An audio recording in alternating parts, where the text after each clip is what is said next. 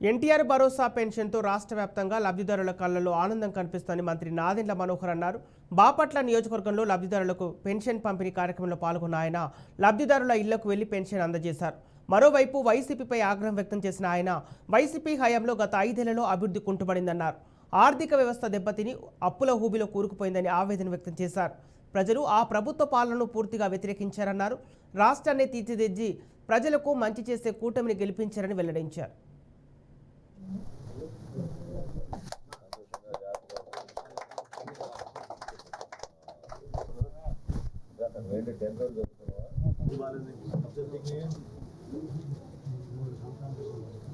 क्या नाम है आपका?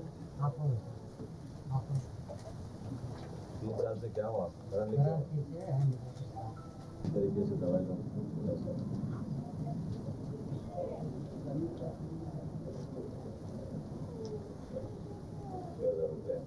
हर महीना आके घर पे देते आप, ठीक है? अच्छा तरीके से इस्तेमाल करो, खराब मत करो, ठीक है?